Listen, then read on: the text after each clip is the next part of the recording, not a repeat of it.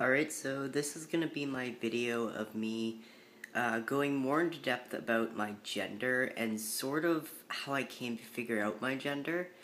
I made a previous video about my sexual orientation and romantic orientation, or I guess lack thereof. But this video is just going to focus on my, my journey to figure out my gender. So if you're new to this channel, or if you've been following me for a while, you know that I identify as agender or simply non-binary.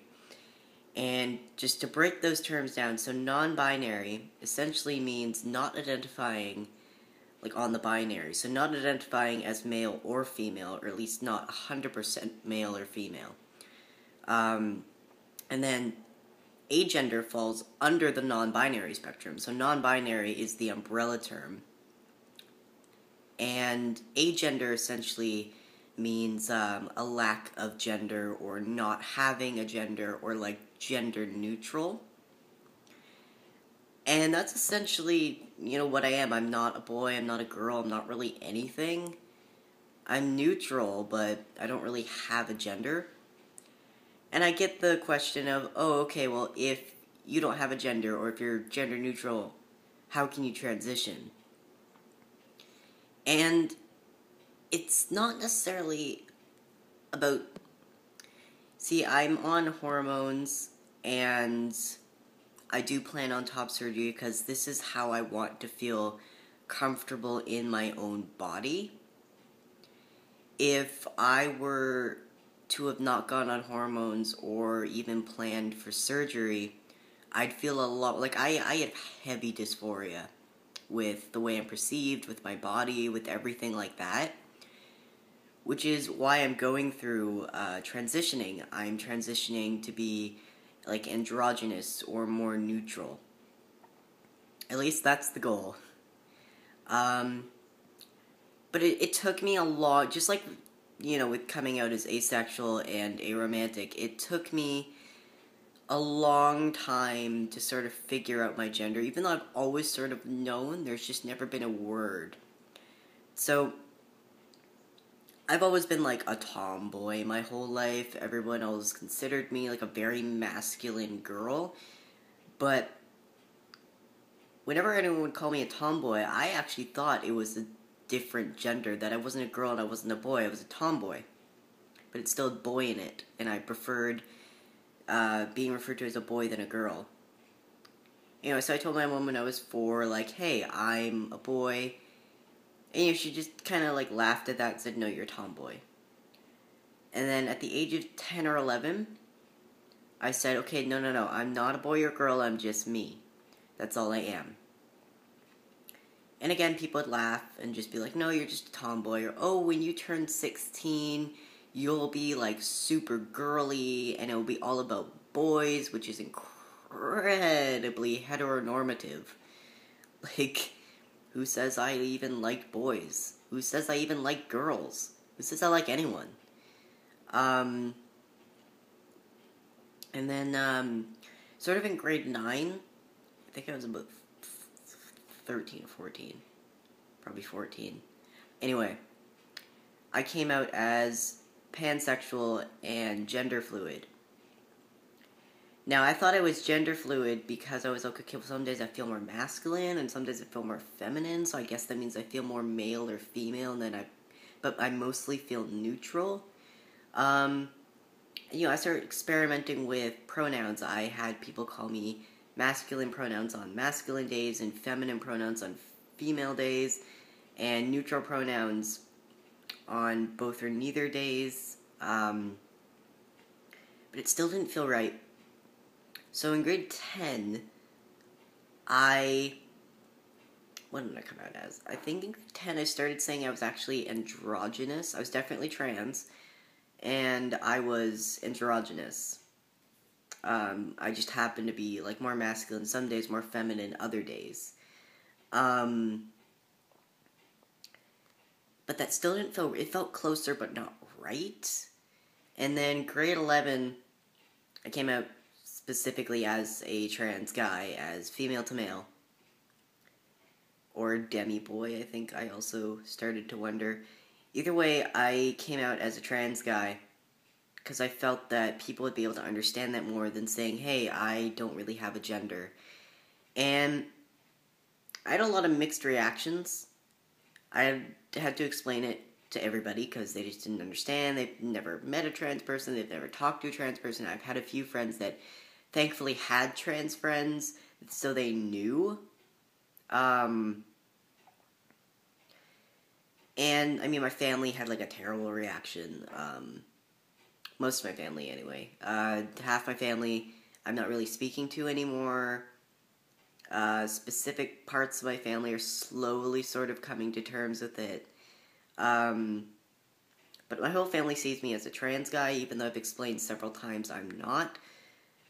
But it's something. Like, I definitely am not comfortable going by feminine pronouns or being perceived as female or anything like that. Like, if people want to call me a pretty boy or say that I'm pretty or beautiful, that's fine. Just don't call me a girl, because I'm not. But then, I think I came out as non-binary closer to grade 12, or closer to the end of grade 12. Or like the beginning of last year, like the beginning of 2014, I came out specifically as non-binary, and also agender, and was wanting to go by they, them pronouns. But most people thought it was too hard, so they just stuck with he, him. And people referring to me as male now, it just makes me uncomfortable. Because I'm not. I'm not a boy. I'm not a girl. A lot of people perceive me as a cis male, so yes, I have male privilege, and I pass. Most people assume I'm a gay male. I guess they're not specifically wrong, but they're not right either. And it's really hard to get people to understand that there are people that are not boys or girls. Some are trans, some are not. I happen to be a non-binary person that is transgender. I went into the trans march and everything. But then, even from other trans folk, I've had a lot of bad experiences. I've had a lot of people say that I'm disgusting, that they don't understand, that I can't be non-binary, I have to be either a boy or a girl, or I'm just a girl pretending. And it honestly sucks, because I was very heavily bullied throughout my whole life for this.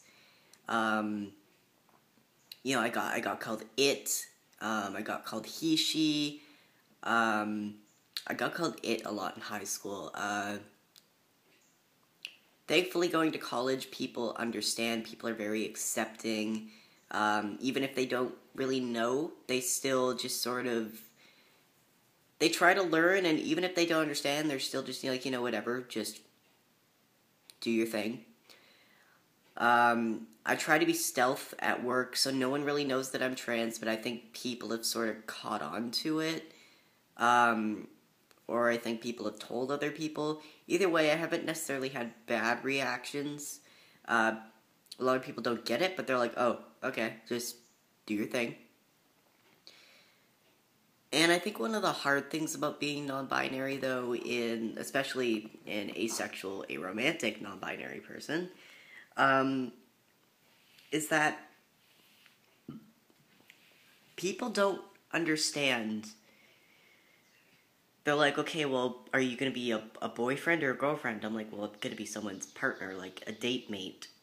Or they're like, if you're aromantic, how can you be in a relationship? And I said, well, I don't experience these things, but it's also why I go with demi-romantic, because the definition for demi-romantic is I don't experience romantic attraction at all. Never. I don't get crushes. I don't get anything like that. I don't experience romantic attraction first thing. But once I've developed a strong bond with someone, it's possible. But the definition I really underline is it's possible, but it's still not very likely that it will go past friendship. So it's possible, but still not likely. If it were to happen, great. I like doing romantically coded things like hugging and cuddling. I guess a bit of kissing. So, if I ever got into a relationship, I'd be someone's partner or date mate. I would not be their boyfriend. I would not be their girlfriend. They'd have to understand that I'm trans, and they'd have to understand and accept that I'm non-binary. And they'd also have to understand and accept that I'm asexual, aromantic.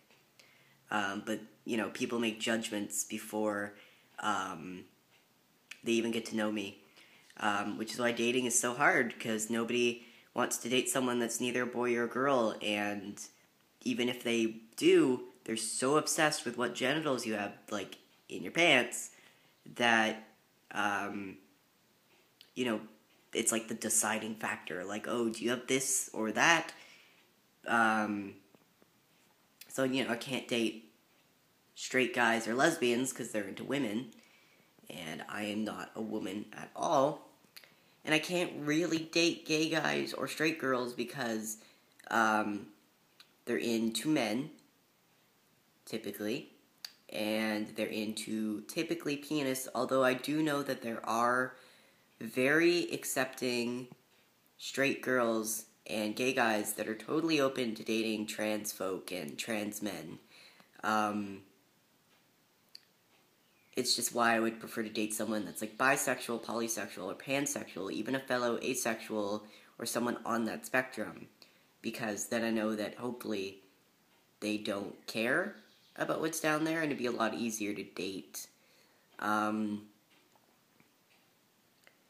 I guess my plans with my gender, because I just went kind of off topic, but that's okay.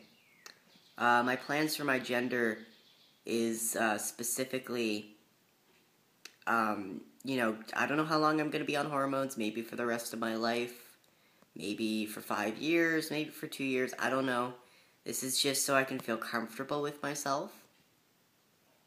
And I do have plans for top surgery. I'm on the waiting list. It's going to take like 3 or 4 years, which sucks. But it's how I get it for free, at least. It's covered by the government. And, that's all I really thought about. I also kind of thought about getting, not necessarily bottom surgery in terms of genitals, but bottom surgery in terms, like lower surgery in terms of getting my uterus removed, because I don't want babies. I don't really want to, even if I do, I'm not going to birth babies. Like, never. So I have no use for it, but then it would mean I do have to be dependent on testosterone the rest of my life. And it's not always a bad thing, but that's like way in the future. I've currently only thought about, like, I'm on hormones, it's 6 months on hormones, and top surgery to just feel so happy and comfortable with myself. So yeah, my gender is non-binary, more specifically, agender. I go by they, them pronouns. Regardless of my masculine-seeming name and appearance, I am gender neutral, I am androgynous, I am non-binary, and I am transgender, and I am me. And this is my journey. Till next time.